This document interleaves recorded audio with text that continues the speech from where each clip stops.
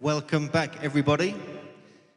We're now on the final leg of our megalithic marathon today, and we now have our keynote speaker for Saturday, Graham Hancock, who's going to be discussing themes from some of his earlier books. The title of the talk is A Species with Amnesia. Many of you know Graham's work through his documentaries, through his incredible historical investigations and the numerous books that he's written. And also recently he's got into novel writing as well. And today he's going to be exploring the lost civilization from prehistory. So please give a warm welcome to Graham Hancock.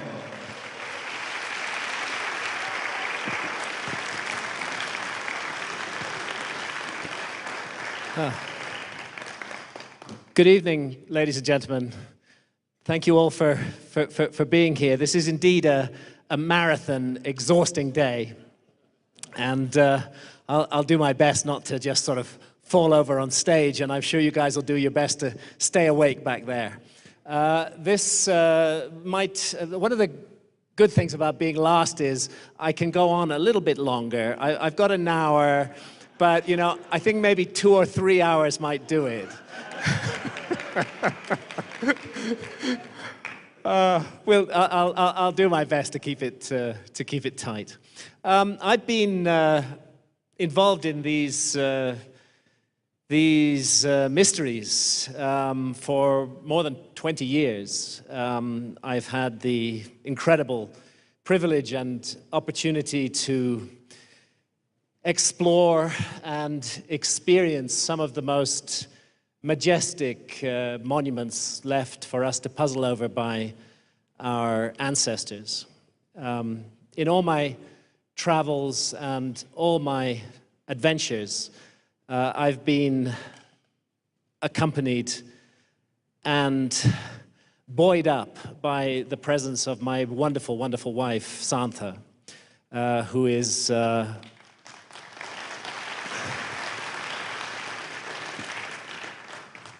as far as I'm concerned, the best human being on the planet, and I am so lucky to have her as my partner.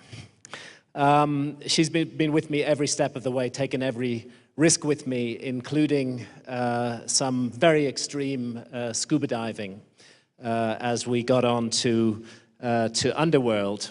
The talk I'm going to give tonight will range across material that is in all 3 of these books.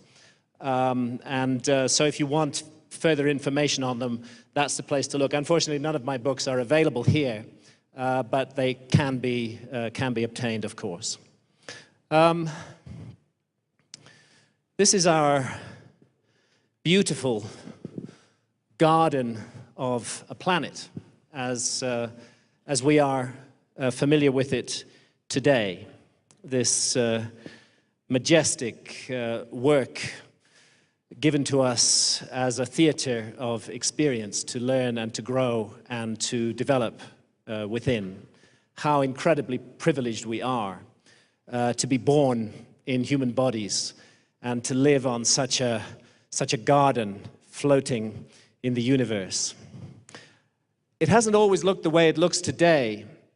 If you go back to the last ice age, which reached its maximum about 21,000 years ago, not so long ago, really, just the blink of an eye, you'll find that ice caps that are 2 miles deep sit on top of North America and also on top of Northern Europe.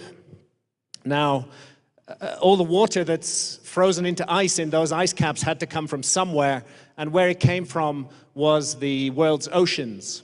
So as a result, during the Ice Age, the levels of the world ocean were 400 feet lower than they are today. All that water had come out of the ocean, it had been frozen into those giant ice caps, and when they melted, it went back into the ocean and sea level rose.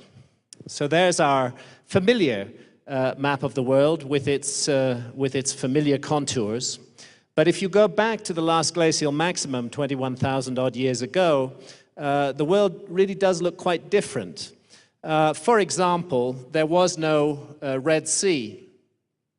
It was all dry land. Nor was there any Arabian Gulf. It was all dry land as well. Australia was a much vaster continent than it is today, and Southeast Asia, now an archipelago of islands and the Malaysian peninsula, was at that time a giant continent-sized landmass. All of the coastlines of the world were extended much further than they are today.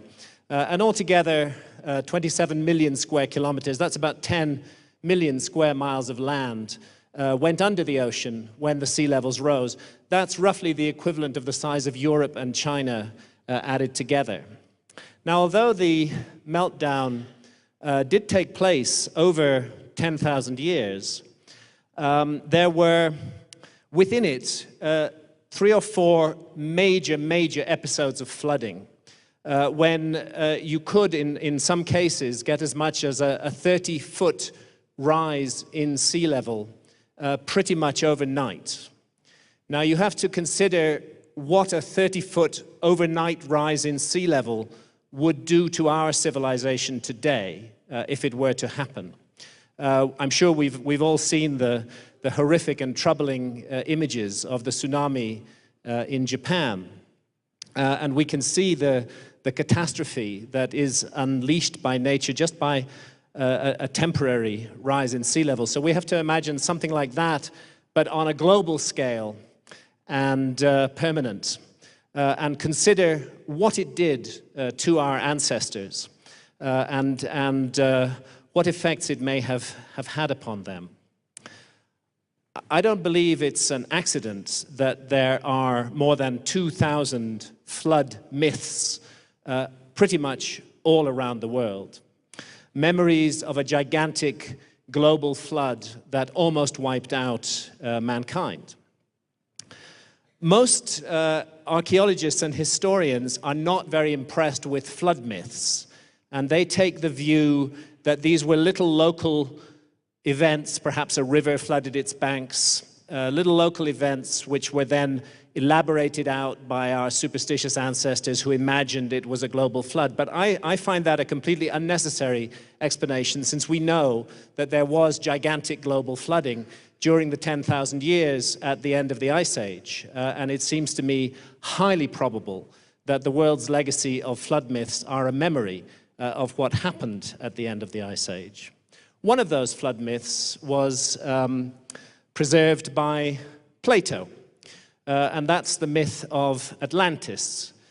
He said he got it through his family line from the Greek lawmaker Solon, who had visited Egypt and had been told in Egypt of the existence of a high civilization in deep antiquity that had been destroyed in a global flood accompanied by tremendous earthquakes and volcanic activities.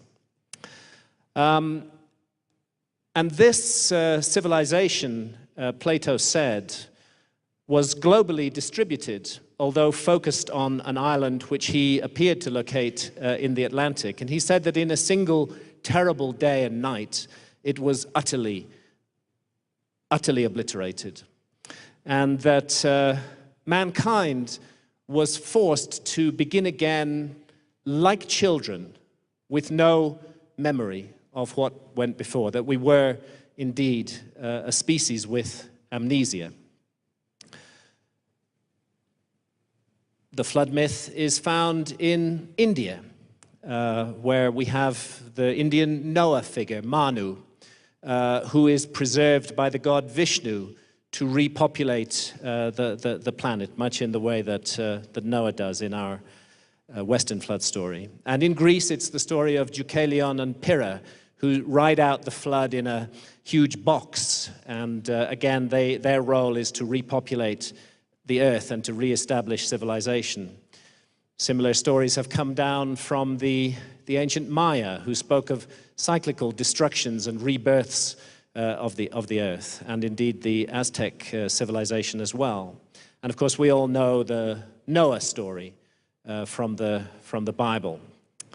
Now, it's well accepted by scholars that the Noah story is simply a later recension of an earlier story that came from Sumer, from Mesopotamia, the land that we now call Iraq. And that story is the epic of Gilgamesh. And therefore it's interesting, I think, to look at what happened in the Arabian Gulf, the region from which the Epic of Gilgamesh comes, to look at what happened in the Arabian Gulf at the end of the Ice Age. This, of course, is the Gulf today, and this is how it looked during the last Ice Age. That is not an inlet of the sea there. That is a large river system combining the streams of the Tigris and the Euphrates, which had a series of very fertile lakes running along its length, all of which was flooded in one gigantic incident approximately 12,000 years ago. So I'm not at all surprised that a powerful memory of a cataclysmic flood is preserved in the Epic of Gilgamesh. Same is true with the Aborigines of Australia. We can see Australia today and Australia as it looked during the last Ice Age. Clearly, a huge amount of land has been swallowed up by the sea, and Aborigine myths remember this time and speak of a great flood serpent that ate up the land. As I say, I'm not surprised that we have these myths. I do believe we are a species with amnesia, and the myths are part of our memory of a huge part of our story that we've lost. But they're not the only part. There's much more controversial material. And that controversial material, some of it, is contained in ancient maps. And these maps suggest a level of technology and science that was far beyond the period in which they were derived. And before I go in more detail into the maps, I want to make clear that very often what we're looking at here are maps that were copied in the 15th, 14th, 15th, 16th centuries from earlier source maps. And those earlier source maps have now been lost to us. We have the latest copies of them. And often those copies were adulterated by the copyists based on what they were learning about the world during the era of exploration. Sometimes they would impose what they thought was new knowledge on the old map and mix things up a little bit. Now, if you go back to the Dark Ages, 7th century and so on, this represents the standard of map-making technology at that time. These are called TO maps because of the T shape in the middle and the O shape around the outside. They're actually quite beautiful maps, but you would never wish to use them for navigation because they're completely useless for that purpose, although very nice for hanging on the wall. In these maps, east is oriented up, so this is the east side here, this is west, this is actually the Mediterranean Sea, this is Spain, and here's the Holy Land at the center of the world, as it were. So these are the TO maps, and that was the standard of maps that were being used 7th, 8th, 9th, 10th, 11th century. But then, during the Crusades, something happened. It seems that a whole archive of other maps were released into general circulation and began to be copied. And at the same time, the maps of Claudius Ptolemy, who taught at the Library of Alexandria, which had been preserved in monasteries, were rediscovered and became the basis for the Ptolemaic cartographic tradition, reawakened in the year 1295. The other category of maps that appeared at that time are the so-called Portolan maps. And these Portolan maps are a real mystery. They are really incredibly accurate in terms of not only latitude, which really any culture can figure out, but longitude as well, which our civilization didn't crack the problem of longitude until the end of the 18th century. That's why before that, ships were constantly sailing into coastlines unexpectedly because they didn't know how far east or west of a particular point they were. But these maps, which began to enter circulation in the 1300s, probably from Constantinople, which in turn had probably received them from the Library of Alexandria, contain incredibly accurate latitudes and longitudes, spot on accurate as today's map. So it's quite difficult to see on this ancient map, but this is Italy here. We're looking at the Mediterranean. Very often you find that these maps do focus on the Mediterranean because that was an area of great interest to mariners at that time. But it's clear that they were copies they were fragments of much larger world maps. And Charles Hapgood, whose work I'd like to pay tribute to here, and his fantastic book, Maps of the Ancient Sea Kings, traces the Portolan cartographic tradition through a predecessor of Ptolemy's, and through the Library of Alexandria into Constantinople, released during the Crusades, and then out to European mariners. As I mentioned, the source maps were often world maps, and one of them is this map, the famous Piri-Reis map. The bit that survived of this map is only the bit that shows the east coast of South America and the west coast of Africa. It was originally a world map, the other bits are lost, and in his own handwriting on the map, the map maker, Admiral Piri-Reis, who was a Turkish admiral, tells us that he had based his map on more than 100 older maps. None of which have come down to us. Now, of course, the Piri-Reis map is a very controversial map, but what is striking about it is the way that the continent of South America seems to join on to a landmass at its tip. And this landmass, I would suggest, is Antarctica, as it looked during the last ice age, when it was much more extensive than it is today. Now, this is Antarctica as we know it on our modern maps. And this is Antarctica as it was known on maps at the beginning of the 19th century. As you can see, it isn't there. And it isn't there because our civilization didn't discover Antarctica until the year 1818. So naturally, if you drew a map in 1805, it would not have Antarctica on it. But the really puzzling thing is that maps much older than this one do have Antarctica on them. And these are the maps that are copied from older source maps, often by quite well-known map makers like Orontius Phineas, here with his extensive continent of Antarctica, joining on to South America, and also the great Mercator, with his giant Antarctic continent, joining on to South America. It's larger than Antarctica today, but in broad outline, the shape is correct. And we have to ask ourselves, how did Mercator and Orontius Phineas know that?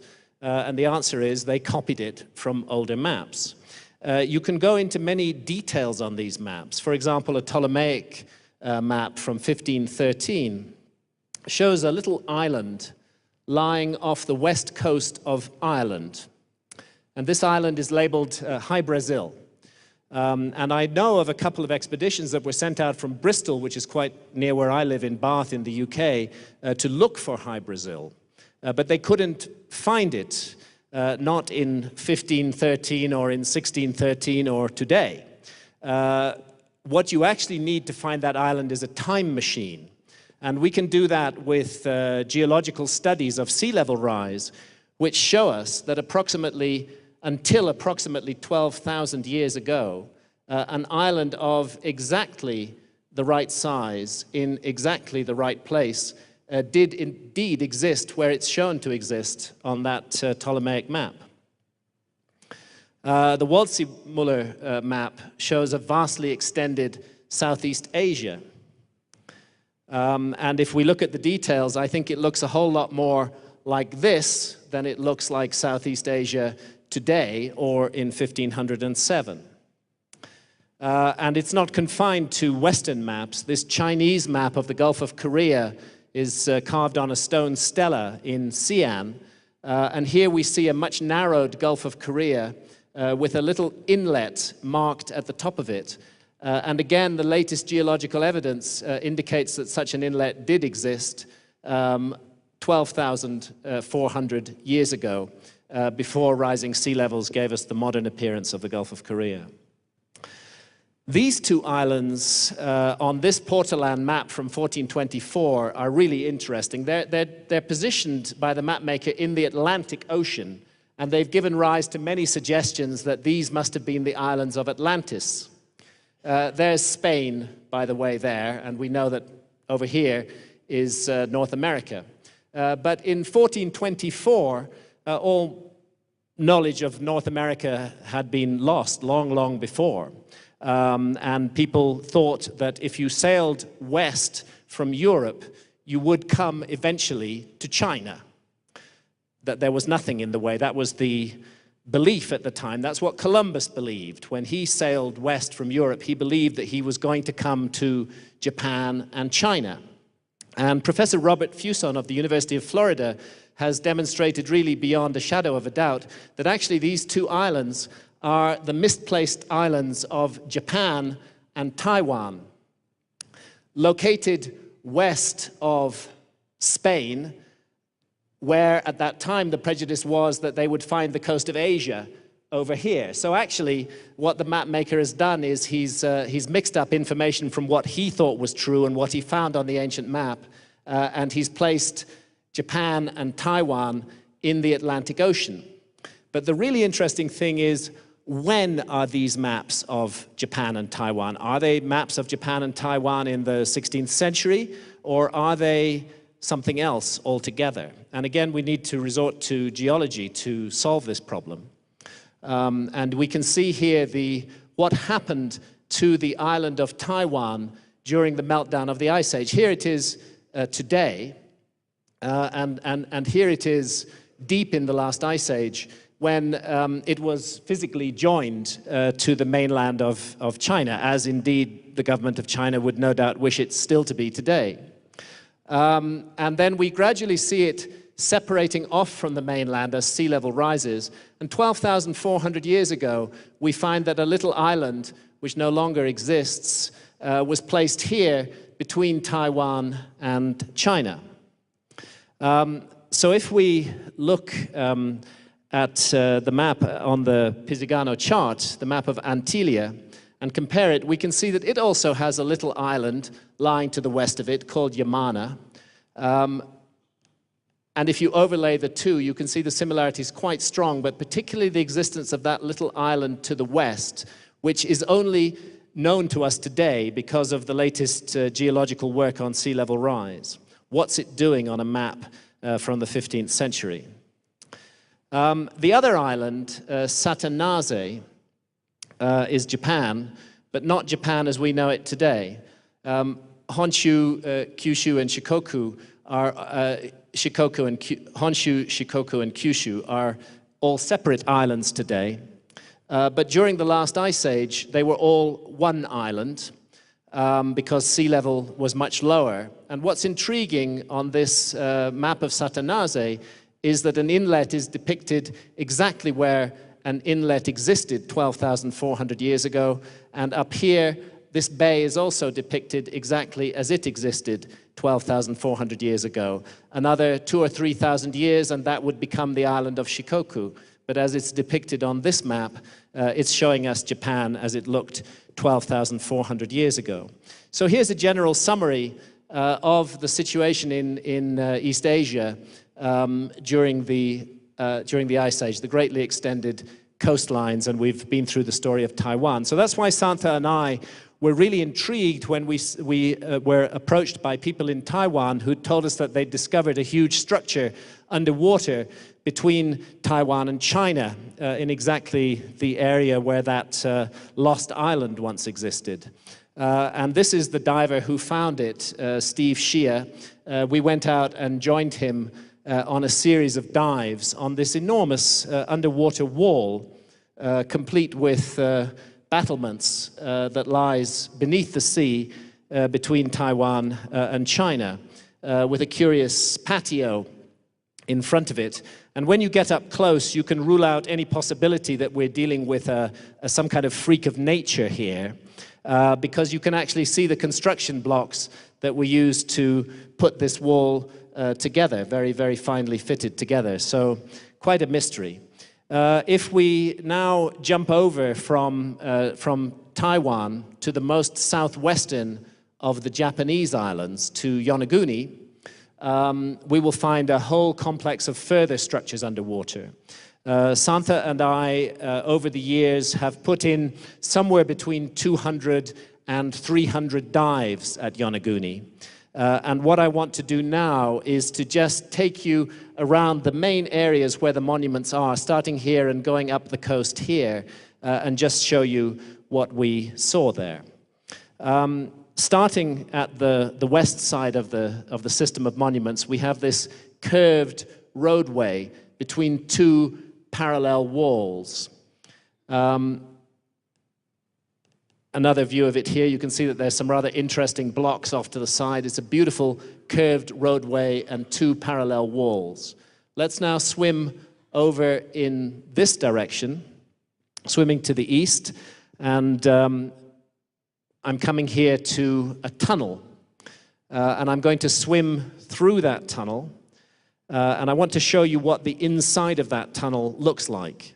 That's what it looks like, with two giant megalithic blocks on each side placed on top of each other.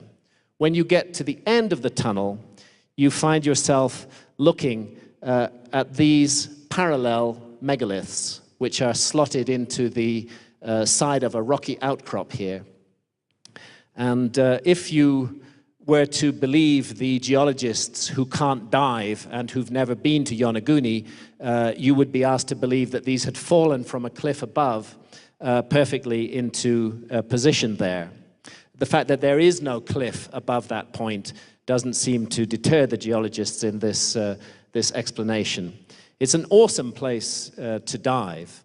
I've been to a great many sacred sites, and I feel very strongly when I'm diving at Yonaguni that I am witnessing an amazing sacred site that was submerged more than 12,000 years ago. Now here we have a huge rocky outcrop running away from these two parallel blocks, and I want to bring you round here to the most famous parts of Yonaguni, which is the terraced step pyramid-like area, which faces due south. And you can see that there are very regular angles and cuts into this. It is cut out of solid rock, much in the way that the Great Sphinx is cut out of solid rock. And again, the archaeological community is virtually unanimous in saying, no nonsense, this is just a natural feature. This couldn't possibly have been made by human beings. There was no culture in Japan 12,000 plus years ago that was capable of making something on this scale.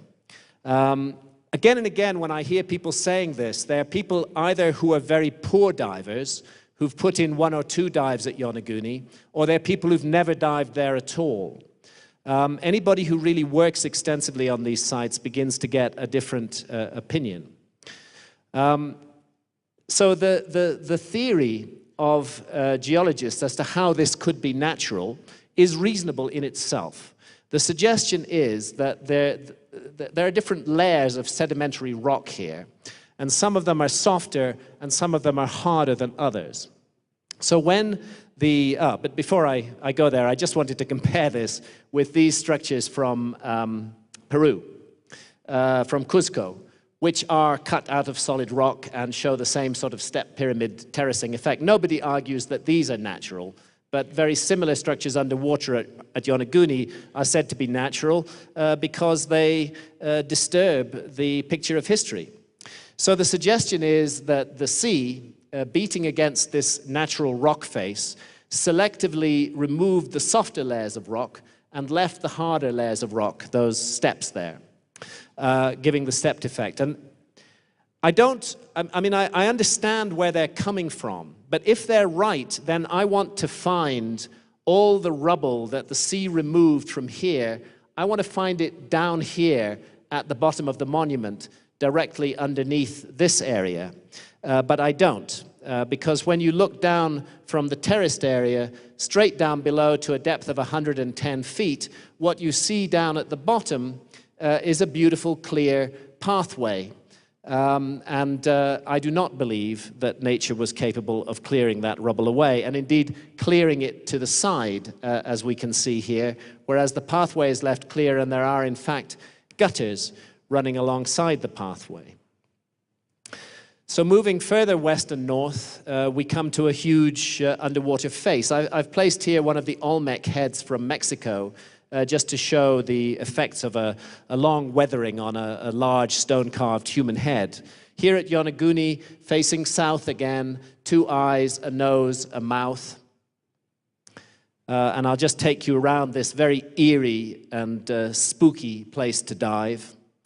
I'm in the shot for scale. You can see that it's a very large structure. In fact, the 2 eyes have got pupils carved into them, which you can get a hold of when you swim up close to it.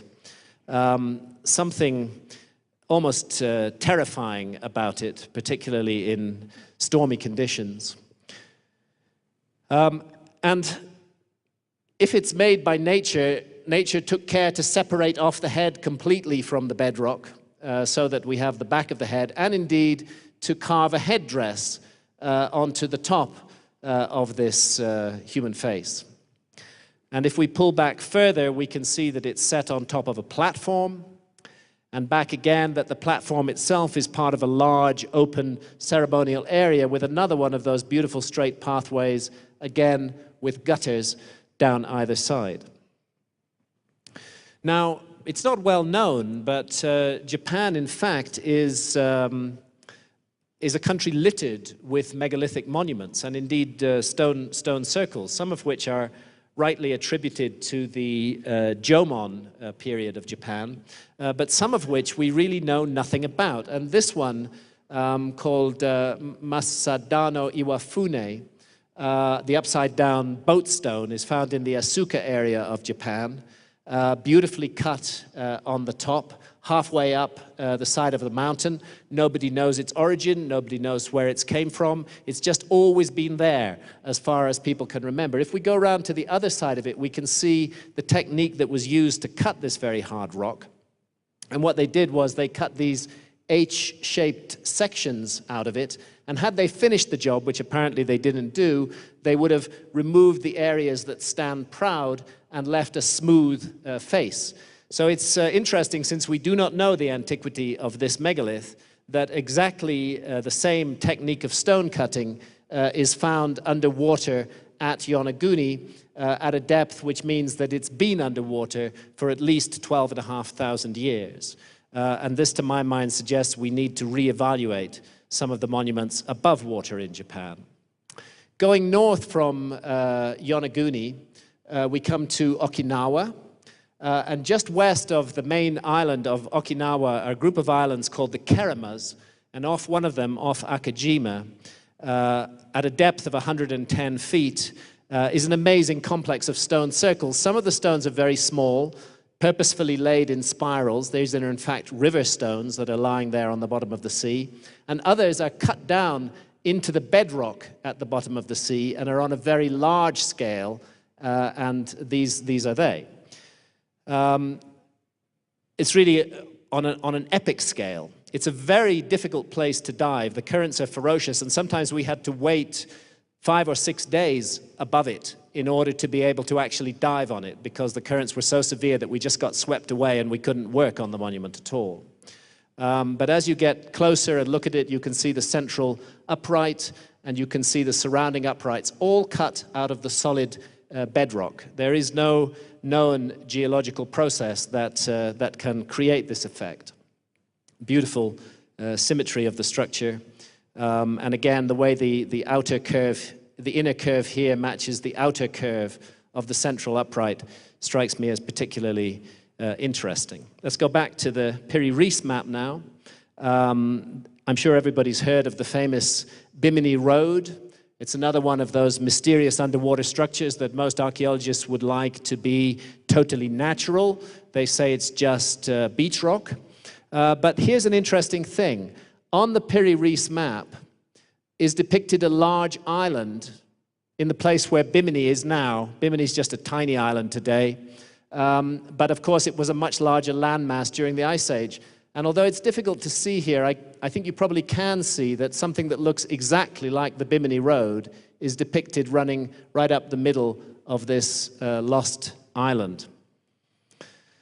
So the next question I want to ask is, it seems that somebody mapped the world during the meltdown of the last ice age. Did these people also have a religion? And interestingly enough, the Piri-Reis map turns out to be centered on Giza. It's quite a sophisticated azimuthal equidistant projection, and it's centered on Giza in Egypt, where we find the majestic Great Sphinx and the pyramids of Giza. Of all the places that I've been privileged to travel, I would say that Giza has most touched my heart and had the most long-lasting effect upon me and upon my state of consciousness. These are truly magical monuments, and if you allow them to speak to you, they have so much to say. It's one of the few places, actually, that you can get a real sense that we live on a planet, you know, because if you place yourself at the base of one of the pyramids and adjust things so that a star is directly overhead and just stand there for 10 minutes, you'll just sense the earth rolling, and that star will shift away from the apex of the pyramid. There's a tremendous sense of connection between sky and ground at Giza, and it is indeed as though 3 stars have been brought down to earth. And speaking of stars, we shouldn't then be surprised to find that the Great Pyramid of Giza is aligned to true north, south, east, and west with stunning accuracy. The error off true north is just 3/60ths of a single degree. This astonishing precision in a prehistoric monument on this gigantic scale. It is a precision that we could achieve today, but any architect would ask the client, okay, you want to build a 6 million ton monument, but really, are you sure you want it aligned to within 3/60ths of a degree of true north? Because if you want that, then it's just going to cost you a whole lot more to make it. Very, very difficult thing to do. We can make you a big, fantastic monument, but please don't make us align it perfectly to true north. In fact, the alignment is so precise that we can be sure that the people who made it were familiar with navigation, that these are navigational levels of precision in the alignment. And also, there are hints of much greater antiquity at Giza than is allowed to the site by Orthodox Egyptologists. Now, as Antoine rightly said, Egyptologists prefer not to believe anything that the ancient Egyptians said. It's a strange thing. They almost seem to despise the culture they're studying. If ancient Egyptians ever say anything which conflicts with Egyptological dogma, the Egyptologists say, the ancient Egyptians were wrong about that. We're the ones who are right. So the Egyptologists dismiss this scene, for example, in the temple of Seti I in Abydos, where Seti I shows his young son, the famous Ramesses II, a list of all the pharaohs who'd ruled in Egypt before their time. Now, the interesting thing is that that list doesn't stop at around 3000 BC, when Egyptologists say that the first dynasty began. It continues back beyond that, tens of thousands of years. It actually goes back more than 30,000 years before the time of Ramesses II. Right back to what the ancient Egyptians call Zep Tepi, the first time, the time of the gods, when Osiris ruled in Egypt. And here from the tomb of Seti I, we see Osiris on his boat of stars, showing the way forward to the followers of Horus, who will be responsible for carrying the Osirian religious tradition down through the future. If we go to the Temple of Horus at Edfu, itself a relatively late construction, but built on just the latest recension of a series of temples that go back into the dawn of time, we will find carved on its walls a massive body of texts. And these are called the Edfu building texts. Those texts tell us themselves that they were copied from an original text that had come down from heaven and was then much later copied onto the walls of this temple. It's a complete cosmology. And the Edfu building texts do indeed speak of a gigantic flood that destroyed the homeland of the primeval ones, of the gods, and that the survivors of this flood came to Egypt and made it the place where they would restart their civilization. And the first thing they did was they established mounds called primeval mounds all over Egypt, which were to be the sites of all future temples and pyramids. Of course, Egypt today we're looking at a culture that has 3,000 years of known history, from 3000 BC to around the time of Christ, and monuments within that period are all built around and on top of one another. It's an incredible mix-up, but some of the monuments that are attributed to the historic period, like this one, the Osirion, very near that temple of Seti I in Abydos, but 50 feet lower, had to be excavated from under the ground, I do strongly feel have been wrongly dated, and that these gigantic megalithic structures belong to an earlier period of construction in Egypt, indeed to the time of the gods. And here are just another view of this amazing Osirion that we find at Abydos. And of course, I won't go into detail in the work of John Anthony West and Robert Schoch on the geology of the Sphinx, but they really did stir things up back in the early 1990s when they showed that precipitation-induced weathering, weathering caused by exposure to thousands of years of heavy rainfall, is the only thing that can account for this very distinctive style of weathering in the trench that surrounds the Sphinx, and originally on the body of the Sphinx too, but it's been constantly restored. Indeed, the Sphinx was being restored, and we have historical records to prove this, in the time of Pharaoh Khafre, who is supposed to have built the Sphinx.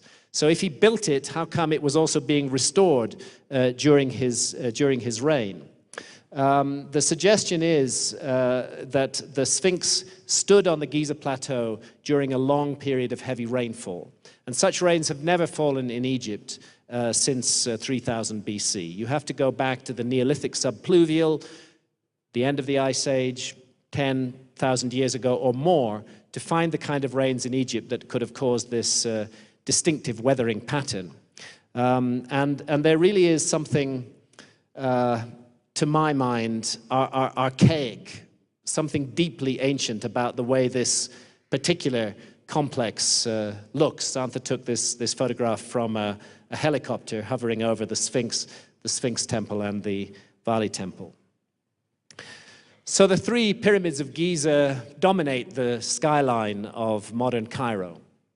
And as we come closer, we see the Giza Plateau, we see the village of Nazlet al-Saman, which lies around the base of the Giza Plateau. We're looking now at the north faces of the three pyramids. Over here is the Nile Valley. Off to the west, the desert extends endlessly into the distance. Let's come closer now to the Great Pyramid. This is the entrance complex, the original entrance here, and the entrance forced by the Caliph Mamun in the 9th century. Closer still, you can see that the Great Pyramid is not complete, that there's a flat platform on the top of it with about half a course of masonry on the south side here. And closer still, Graham Hancock, a much younger man, standing on top of the Great Pyramid in roughly 1996. That was one of 5 climbs of the Great Pyramid that I was privileged to make, 3 of which were illegal and 2 of which were legal. the legal climb, you have to pull a lot of strings, then you have to sign a piece of paper at the bottom of the pyramid which says that in the event of your death, your heirs will not hold the government of Egypt responsible. But actually, the illegal climbs are much more fun. Up here on top of the Great Pyramid, that's the second pyramid, the Pyramid of Khafre behind me, you can see in these slabs at the top of the Great Pyramid lots of graffiti carved here. As a matter of fact, that map maker, 16th century map maker Mercator, he carved his graffiti on top of the Great Pyramid. It's still there. And there's just a whole lot of graffiti. And one step down on this side is a piece of graffiti that says the following: P. Hancock, 5 April 1916. My grandfather was called Philip Hancock.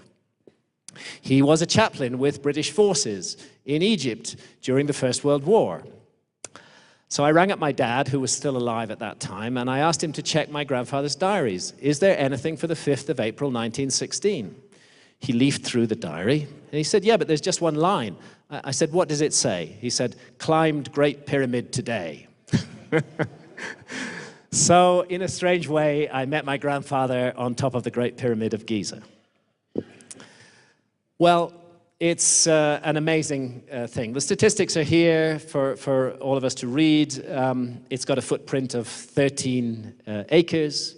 It's 481 feet high. It weighs 6 million tons. There were once 115,000 shaped casing blocks that went all around it, each weighing 10 tons each, but were knocked off during an earthquake in the early 14th century. And the angle of slope, by the way, this is the corner to climb, the southwest corner. That's the safest one to go up. The angle of slope is 52 degrees. I want to take you around the Great Pyramid, be inside it for a while, and we'll start down here in the subterranean chamber, which in fact lies 100 feet vertically beneath the base of the Great Pyramid, and is approached through this descending corridor, somewhat more than 300 feet long, which slopes down at an angle of 26 degrees to reach the subterranean chamber that is carved out of solid bedrock. And this is what the subterranean chamber looks like. And the Egyptological view is that the pharaoh Khufu initially planned to be buried here, but for some reason, after he'd got his workforce to create a perfectly straight 300-foot-long tunnel, removing all of the bedrock from there and bringing it outside, that somehow when all of that had done and they'd started to cut the subterranean chamber, the guy just changed his mind and said, no, I don't want to be buried there after all. I want to be buried higher up. I think that the subterranean chamber, like everything in the Great Pyramid, has a very specific purpose. It looks exactly the way it looks because that's how the builders wanted it to look. And I think it's also deeply ancient and prehistoric. It's a fact that if you stand down here and have a colleague with a good singing voice sing in the king's chamber hundreds of feet above you, you can hear that person very, very clearly, quite spooky.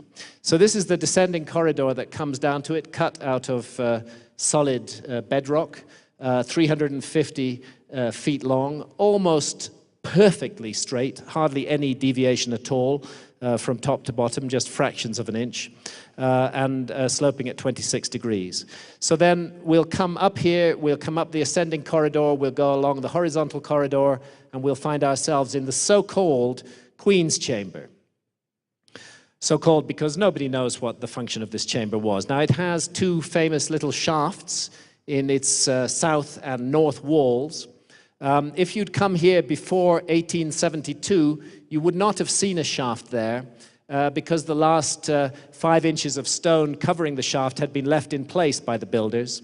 You'd have just seen a closed wall, but a British Freemason called Wayneman Dixon went around tapping on the walls of the Queen's Chamber, found these two hollow points, knocked away the 5 inches of stone, and found that it led into a shaft ascending up into the body of the pyramid, and a similar one on the north side of the Queen's Chamber. And my friend and colleague, Robert Boval, has shown that during the Pyramid Age itself, the epoch of 2500 BC, this southern shaft of the Queen's Chamber actually pointed at the star Sirius, where it crosses the meridian, the north-south line that divides the sky above your head every night. It pointed directly at it. The northern shaft of the Queen's Chamber pointed at Beta Ursa Minor in the constellation of the Little Bear. And then there's two more shafts in the King's Chamber up above, which point at Alpha Draconis and at one of the three stars of the belt of the constellation of Orion. A German robotics engineer back in 1993 explored the southern shaft of the Queen's Chamber. He sent up the little robot with a camera attached to it, because these shafts are only about that wide and that high. No human being is going to get in there. And 165 feet up the shaft, the robot came to this door with two metal handles blocking the shaft. And at that point, Rudolf Gantenbrink's work was abruptly stopped by our friend Zahi Hawass, and Rudolf was expelled from Egypt, and no further work was done for many years. Zahi took over the project, and he commissioned the University of Singapore to make another robot, and that robot was designed to drill a hole through the door and find out what was on the other side of it. I often get the feeling that whoever made the pyramid is inviting us to explore it, but making that a very difficult thing for us to do. We have to use our ingenuity, we have to use our intuition, we have to use our intelligence if we're going to explore and understand this monument. So I'm not surprised that what they found on the other side of the door was a gap of about 3 feet and then another door. They're now trying to figure out how to get through that one and see perhaps if there's a chamber on the other side of that. Coming back out of the Queen's Chamber, we'll go up the Grand Gallery, this amazing and majestic cavity within the Great Pyramid with a corbel vault, blocks of stone weighing 50 to 60 tons each, perfectly positioned, sloped at an angle of 26 degrees. You cannot get a thin sheet of paper into the joints between the blocks. And up at the top, right at the top there, is the entrance to the antechamber of the King's Chamber, the so-called King's Chambers. There's a cross-section, top of the Grand Gallery, the antechamber, and you get through into the King's Chamber here. And above it are 1, 2, 3, 4, 5 other chambers, which were rediscovered in the 19th century by a tremendous vandal called Howard Vyse, a British explorer who went around using explosives all over the Great Pyramid. He blew a huge gash into the south face of the Great Pyramid, and he also opened up here, right at the top of the Grand Gallery, a hole which actually turned out to lead into a tunnel system and led to these chambers up above the King's Chamber. And we'll go and have a look at those in a minute. Here's the King's Chamber itself. It's an incredible geometrical construction. It consists of granite blocks, 100 granite blocks, all of which was brought from Aswan, 500 miles to the south. The rest of the pyramid is limestone. You can see one of those shafts in the northern wall there. The sarcophagus in it, which is the only reason really for anybody to conclude that this was a tomb. Of course it was not a tomb, and a sarcophagus may have another function altogether than that of burying a pharaoh, perhaps a ritual function. It's 17 feet 2 inches from east to west, 34 feet 4 feet 4 inches from east to west, 17 feet 2 from north to south. Perfect 2x1 rectangle, 19.1 feet high. And that ceiling has got 9 50-ton granite blocks in it. There's an interesting similarity between what's called the Djed pillar, a symbol of the resurrection of Osiris, and the design of this chamber system. And if we go into the chamber system, go right up to the top chamber, we can see lots more graffiti from 1915 there, Sister M.J. Martin, 6th of February 1915. And over on this wall, that's my daughter Layla, by the way. We were up there filming. That's one of those 50-ton granite blocks that she's sitting on. Up on this wall, there's lots more modern graffiti, but there's also some ancient graffiti. And that's the other reason, the only basis that Egyptologists have to attribute this monument to Khufu, is that up there in that hidden chamber is this piece of graffiti which more or less says the name Khufu in ancient Egyptian hieroglyphs. There is a really strong case to be made that that graffiti is forged, and that it was forged by Howard Vyse himself. It contains a grammatical error that was only present in Egyptology textbooks from that period. There are, however, and it's important to stress this, there is ancient graffiti in that chamber that's genuine, which disappears back between the joints, in joints between the blocks. If you shine powerful lights in there, you can see that this strange writing goes far back to a point where no forger could ever reach. But this area in plain view, I believe it's highly likely that it was forged by Howard Vyse, who was desperate for a discovery, and he was able then to declare, I have found and proved that this is the Pyramid of Khufu. He got a lot of money for that. But this is the only statue of Khufu that's survived. It's about that high. He clearly was not a man with a giant ego. He did not inscribe his name anywhere else within the Great Pyramid, and obviously this is a problem. However, if you go to pyramids of the 5th and 6th dynasties at Saqqara, you will find an enormous amount of texts carved on the walls. Santa took this deliberately as a double exposure. There's the Great Pyramid of Giza in the background, and here's the chamber of the Pyramid of Unas, 5th dynasty pharaoh at Saqqara, which has the so-called pyramid texts carved on its walls. And I often think that these texts perhaps should be regarded as the software to the hardware that we see back here in the form of the Great Pyramid of Giza. And a close-up on some of these pyramid texts, very, very beautiful hieroglyphs carved into the walls, part of a very ancient body of liturgy. The pyramid texts are the oldest. We have the coffin texts, so-called because they are painted inside the coffins of the dead. We have the book of what is in the Duat, the ancient Egyptian afterlife kingdom, for example, in the tomb of Thutmosis III, in the Valley of the Kings, a complete version of the book of what is in the Duat is painted, and the famous Book of the Dead, usually written on papyrus that was buried with the deceased. Actually, these are all one set of scriptures. They're just later recensions of the same ideas, which go on being explored and explored and explored through the whole 3,000 years of known Egyptian history. Tomb of Seti I shows the souls of Pe and Neken, a mysterious brotherhood that the texts tell us was responsible for transmitting and preserving the religion of Osiris. Osiris was the divine king of Egypt who ruled in the first time in Zep-Tepi, and he was murdered by his rival Set and by 72 conspirators. That number 72 is important. His body was hacked into pieces, and he was reassembled and revivified by his consort Isis through her magic. And we can see what's going on here. Isis transforms herself into a bird, in some versions a swallow, in some versions a kite. And she hovers over the phallus of Osiris and receives his seed, conceiving the divine child, Horus.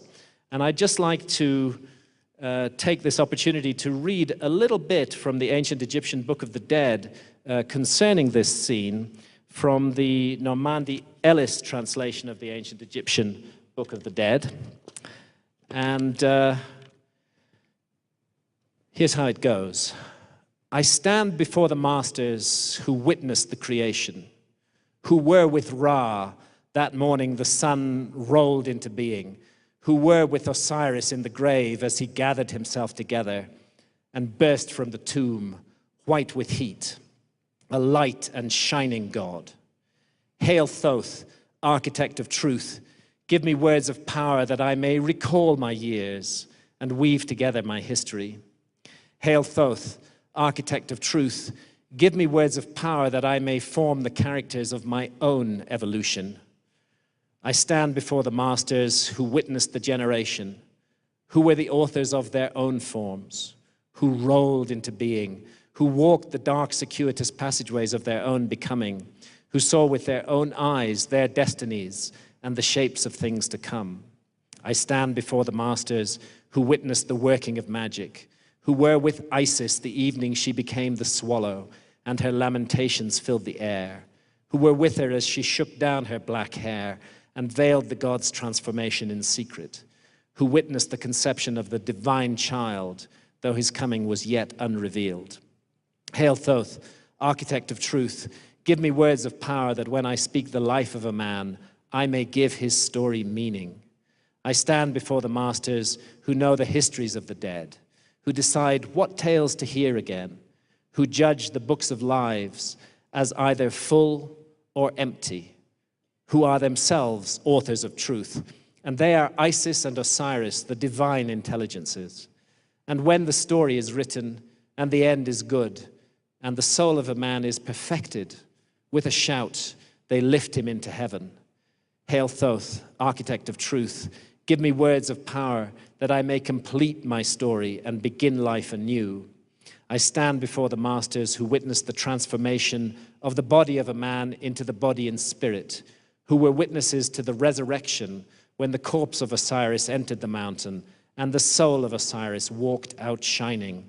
He gathered his heel and his leg. He gathered his arms and his backbones. He knitted himself together in secret. He came forth from death, a shining thing, his face white with heat. Thank you. That's the Normandy Ellis translation of the Book of the Dead. She's she's an Egyptologist, but she's something that most Egyptologists aren't. She's a poet too. So she's captured the spirit of the original in a way that no other translation I know does so. So here we see Horus performing the rituals engendering the resurrection of his father Osiris, and thus the pharaoh Seti I, because this is in the temple of Seti I. Each pharaoh associated himself during life with Horus and in death with Osiris. He was the Horus king, and he became Osiris on his death. And here we have, again, that scene from the tomb of Seti I. Osiris became Lord of the Duat, God of the dead, master of eternity and immortality. And he's showing the way to the Horus kings, to all future pharaohs of Egypt who maintain the Osirian system. From the Dendera zodiac, another image, the square zodiac downstairs in Dendera, another image of Osiris.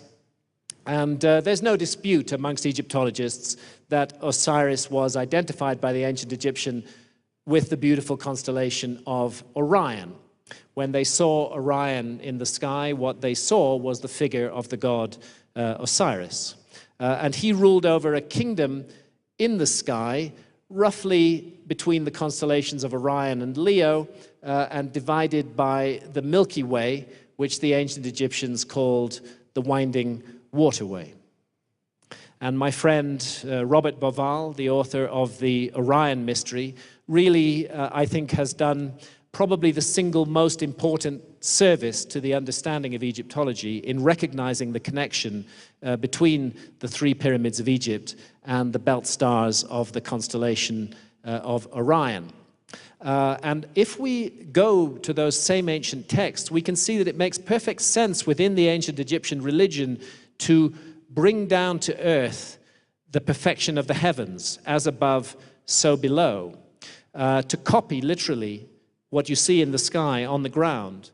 For example, in the book of What is in the Duat, we read of the hidden circle of the Duat in the body of Nut, the sky. Whosoever shall make an exact copy of these forms and shall know it shall be a spirit and well equipped both in heaven and earth. And that was the objective of the ancient Egyptians, was to become a well-equipped spirit.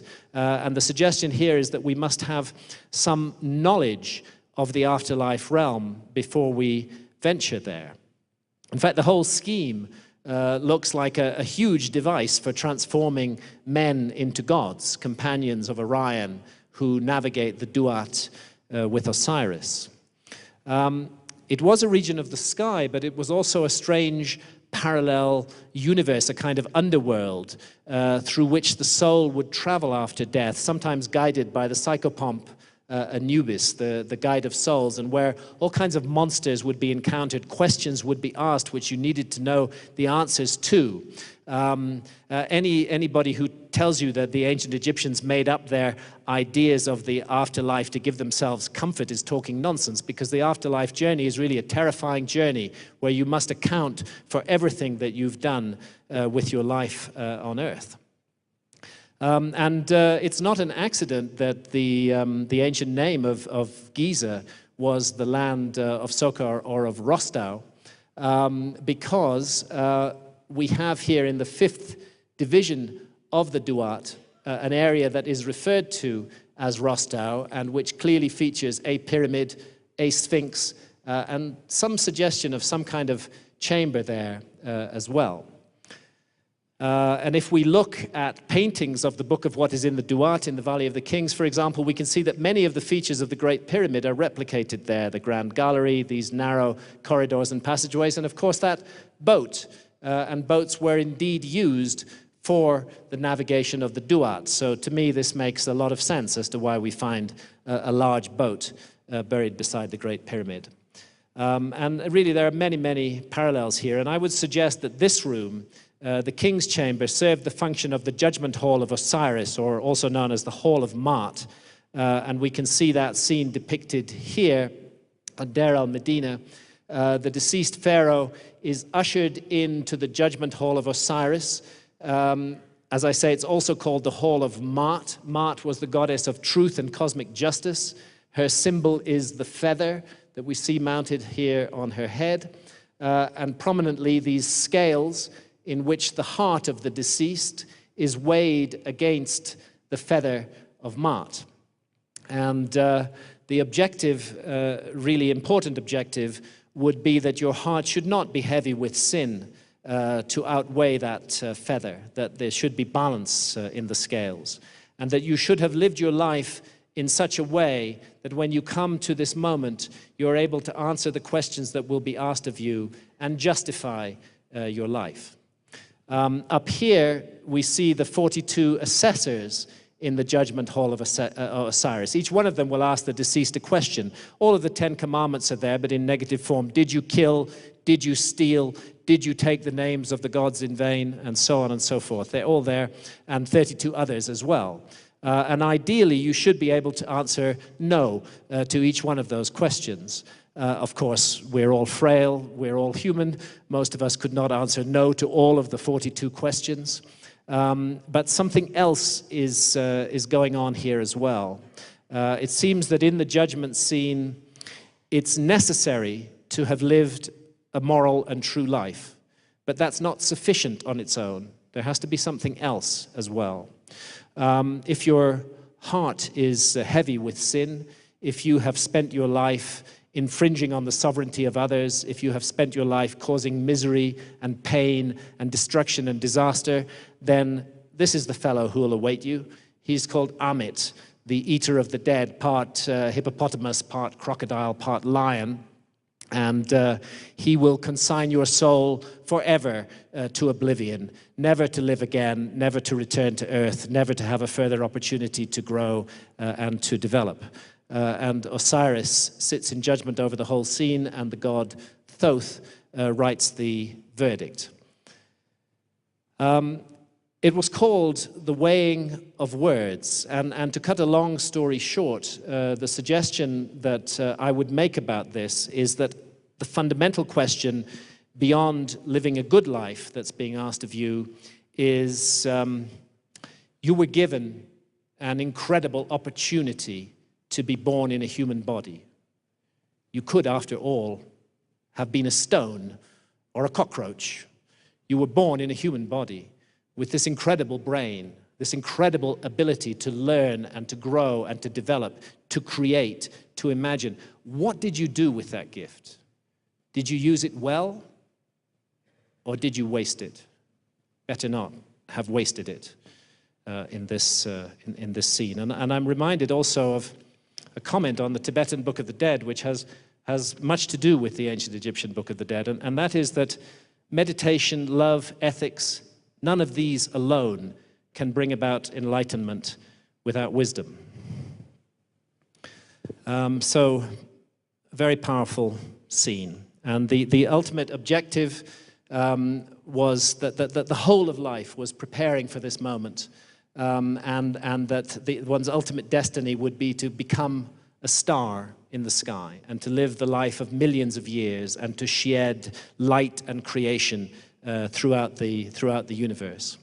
So I'm suggesting that the monuments of Giza formed a sacred landscape in which a kind of simulator for the afterlife journey, in which preparations could be made, and one would enter this afterlife experience aware, prepared, ready for the difficulties that one would confront. And there really are astonishing similarities with the Tibetan Book of the Dead, which I will not go into further here. So I think we're looking at an ancient spiritual system that celebrated and nurtured the gift of life, and that sought immortal life, but did not take it for granted. And what we're looking at here is the gift of life, of Ankh, eternal life, being given here by Isis to the pharaoh Seti I. If you ask the ancient Egyptians where this religious system came from, they said it came down from the time of the gods, from Zep Tepi. And actually clues as to when this Zep Tepi was are embedded in the architecture at Giza. And by the way, Santa took this photograph at dawn on the spring equinox. You can see the second pyramid. The photo was taken from the top of the Great Pyramid. You can see the second pyramid acting as a huge gnomon and casting its shadow due west into the desert as the sun rises due east on the spring equinox. Most Egyptologists will agree that, the ancient Egyptians had some knowledge of astronomy. After all, there are stars everywhere on the ceilings of the tombs. Here from the second shrine of Tutankhamun, we see the initiate joined to a star in the sky through the third eye. It's hard to think of an image that better sums up the ancient Egyptian love affair with the stars than this image. We need to have a knowledge of precession of the equinoxes to understand what is happening next. And of course, the Egyptologists don't accept that despite the fact that the ancient Egyptians were avid star watchers for thousands of years, they don't accept that they could have known about the precession of the equinoxes, which is thought to be caused by the pull of the sun and the moon on our planet, and it causes an actual wobble on the axis of our planet. And since our planet is the viewing platform from which we observe the stars, naturally changes of its orientation in space change the positions or the rising times of the stars at particular times of year. It's rather like a top which you've set spinning, and as the spin begins to decay, it starts to do something like that. So the extended north pole of the Earth transcribes a huge circle in the heavens over a vast period of time. It's just an accident that our North Pole presently points pretty much towards Polaris, our pole star. But there's been other periods in history when it's pointed at empty space or at other stars that have been the pole star of that period. And this is a very regular phenomenon. We can model it precisely with modern computer software, and it unfolds at the rate of 1 degree every 72 years. It affects, of course, the pole star, but it also affects the background of stars against which the sun is seen to rise on the spring equinox. How am I doing for time here, by the way? Are we all right? I hope so. I'm losing track. As a result of the precession, the background of the stars against which the sun rises slowly changes. Back at the time of Christ, the sun was rising on the equinox in the constellation of Pisces. We've moved almost entirely through Pisces now, and within 100 or so years, the sun will be rising in the constellation of Aquarius on the spring equinox.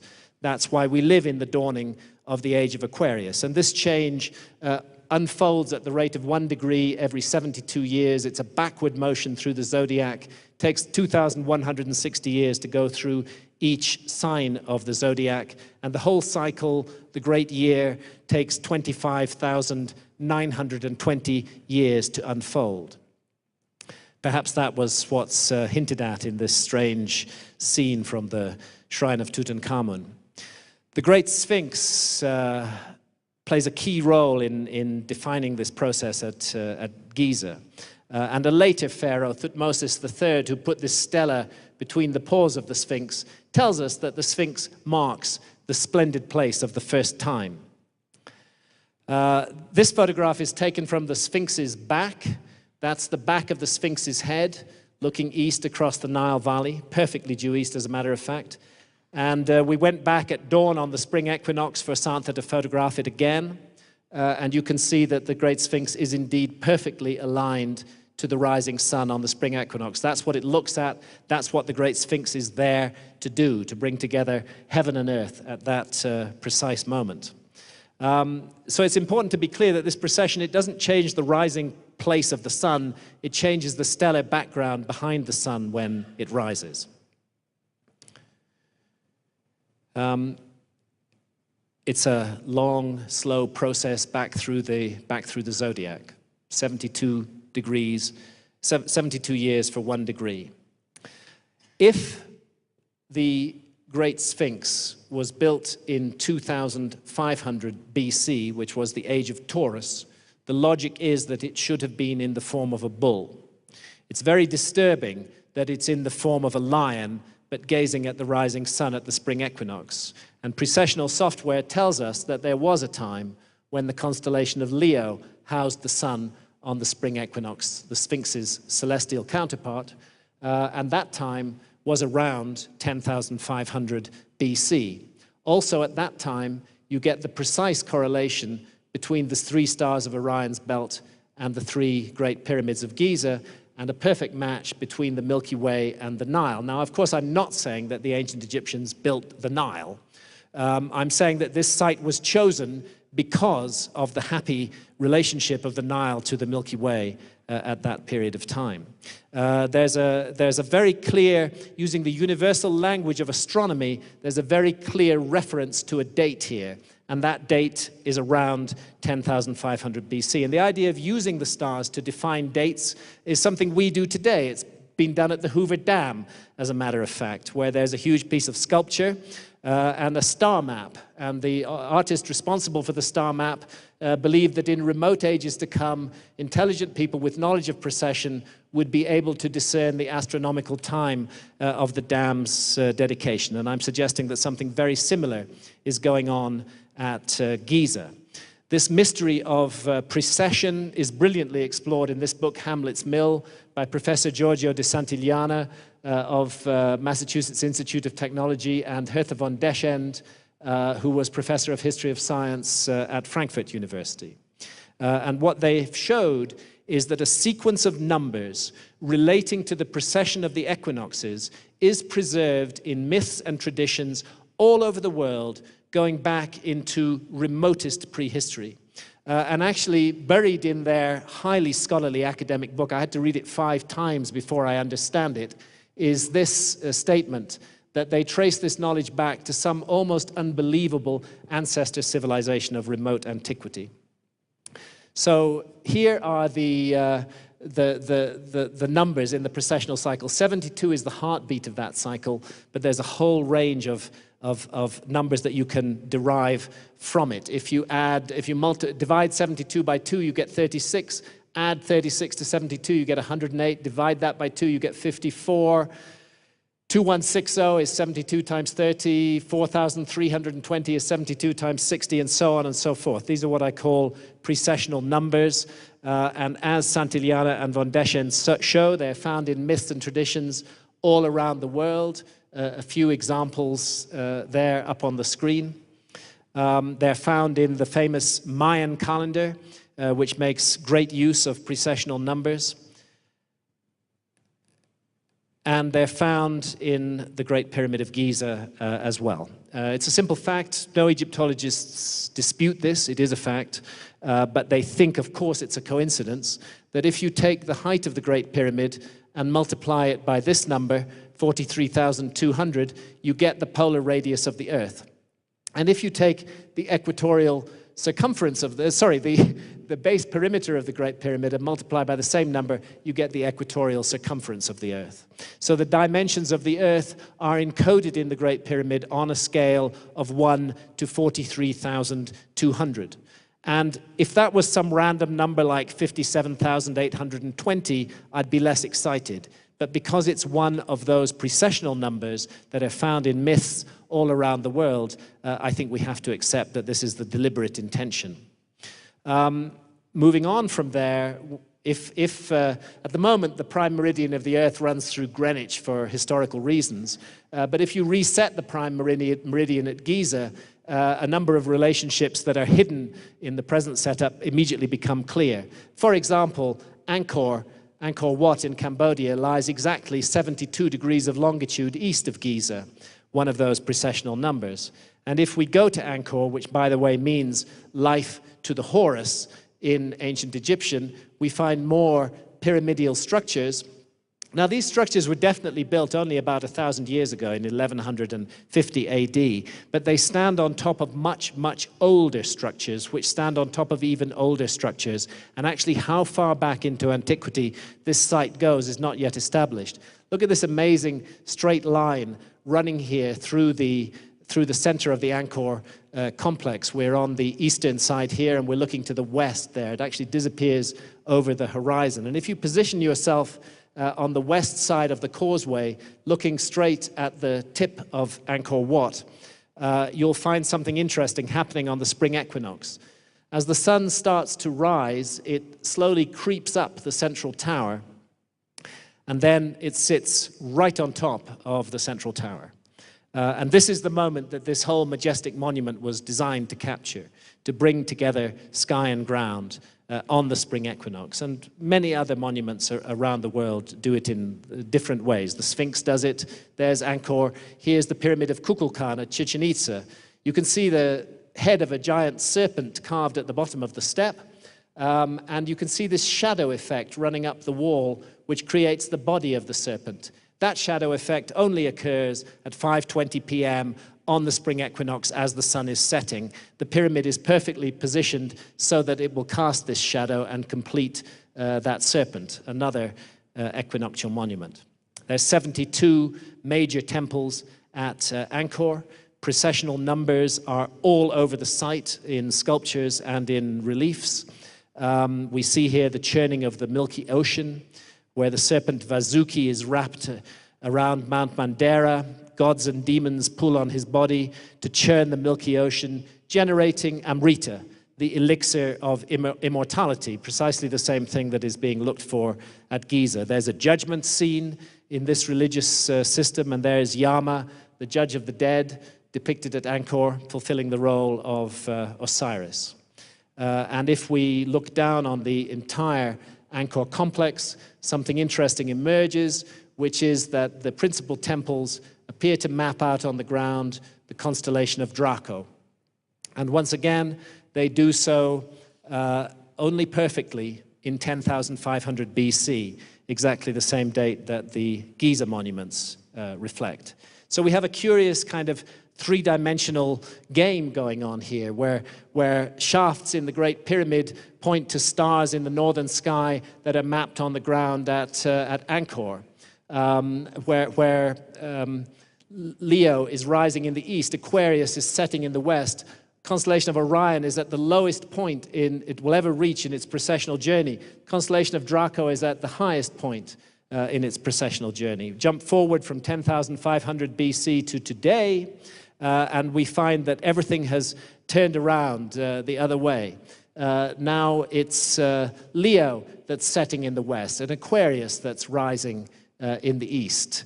Now Orion is at the highest point in its precessional journey. Draco is at the lowest point in its precessional journey. It's almost as though they're drawing a deliberate connection between our age today and the age of 10,500 BC. And of course, I will not go into the Mayan calendar here, but I think everybody knows that the Mayan calendar predicts a great change of some sort coming up after the 21st of December 2012. Now, I'm not going around the world with a sandwich board strapped to my body saying that the end of the world is nigh.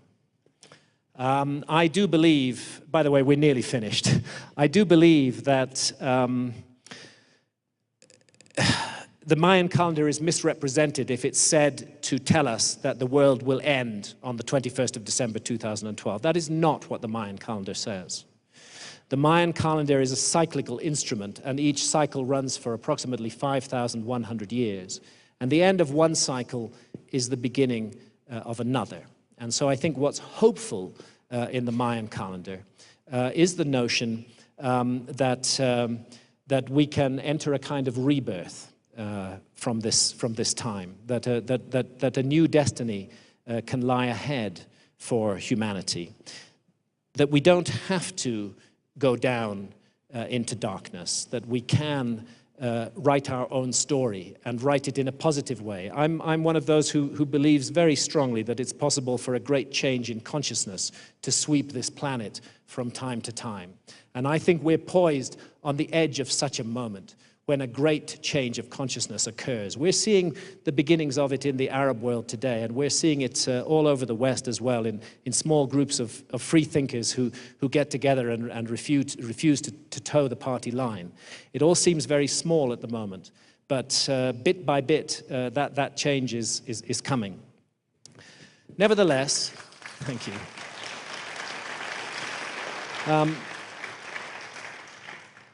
It would be also a mistake to believe that we will go through such a great change without some difficulties. This is a time of trial that we live in today. I want to just do another reading, and then I will be just about finished apart from a few closing remarks. And that's from the Hermetica, which is a group of texts attributed to the god Hermes, who was the Greek form of the ancient Egyptian wisdom god Thoth, which was set down in Greek and Latin round about the end of the ancient Egyptian story. It was taking the ancient Egyptian wisdom and transmitting it forward into the New World. And there's one particular text called the Asclepius, which contains a passage called the Lament that I'm going to read for you now. It's called the Asclepius because Asclepius is the pupil of Hermes, and Hermes is giving this teaching to Asclepius. And he says, do you know, Asclepius, that Egypt is an image of heaven? Or to speak more precisely, in Egypt all the operations of the powers which rule and work in heaven are present in the earth below. In fact, it should be said that the whole cosmos dwells in this our land as in a sanctuary. And yet, since it is fitting that wise men should have knowledge of all events before they come to pass, you must not be left in ignorance of what I will now tell you. There will come a time when it will have been in vain that Egyptians have honored the Godhead with heartfelt piety and service, and all our holy worship will be fruitless and ineffectual. The gods will return from earth to heaven. Egypt will be forsaken, and the land which was once the home of religion will be left desolate, bereft of the presence of its deities. O Egypt, Egypt, of thy religion nothing will remain but an empty tale, which thine own children in time to come will not believe. Nothing will be left but graven words, and only the stones will tell of thy piety. And in that day, men will be weary of life, and they will cease to think the universe worthy of reverent wonder and worship. They will no longer love this world around us, this incomparable work of God, this glorious structure which he has built, this sum of good made up of many diverse forms, this instrument whereby the will of God operates in that which he has made, ungrudgingly favoring man's welfare, this combination and accumulation of all the manifold things that call forth the veneration, praise, and love of the beholder. Darkness will be preferred to light, and death will be thought more profitable than life. No one will raise his eyes to heaven. The pious will be deemed insane, the impious wise, the madman will be thought a brave man, and the wicked will be esteemed as good. As for the soul, and the belief that it is immortal by nature or may hope to attain to immortality, as I have taught you, all this they will mock and even persuade themselves that it is false. No word of reverence or piety, no utterance worthy of heaven will be heard or believed. And so the gods will depart from mankind, a grievous thing, and only evil angels will remain, who will mingle with men and drive the poor wretches into all manner of reckless crime, into wars and robberies and frauds, and all things hostile to the nature of the soul. Then will the earth tremble, and the sea bear no ships. Heaven will not support the stars in their orbits. All voices of the gods will be forced into silence. The fruits of the earth will rot, the soil will turn barren, and the very air will sicken with sullen stagnation. All things will be disordered and awry. All good will disappear.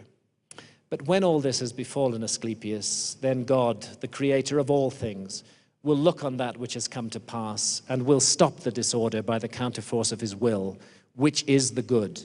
He will call back to the right path those who have gone astray. He will cleanse the world of evil, washing it away with floods, burning it out with the fiercest fire, and expelling it with war and pestilence.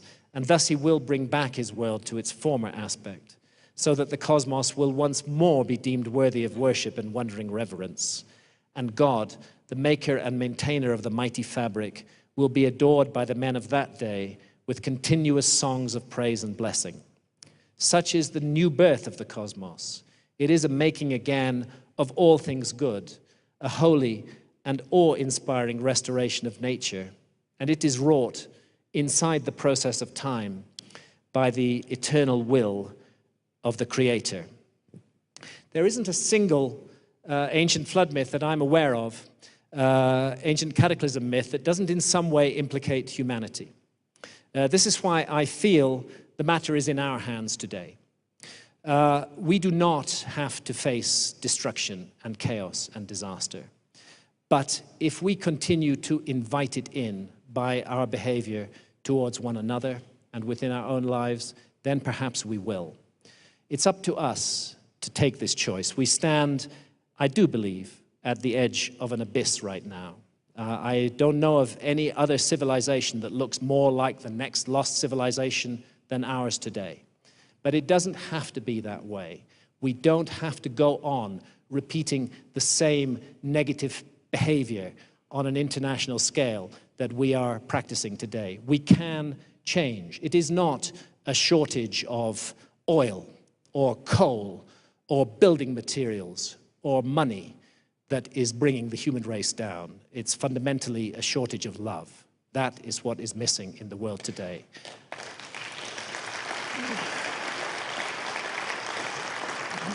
And that is what we have to bring back. It's very difficult as an individual to conceive of participating in changing the world.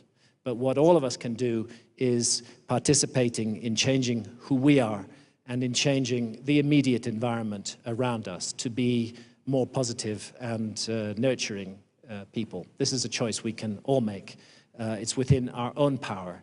Nobody can take that choice away from us. And if all of us make that choice, we will live in a better world. Thank you, ladies and gentlemen.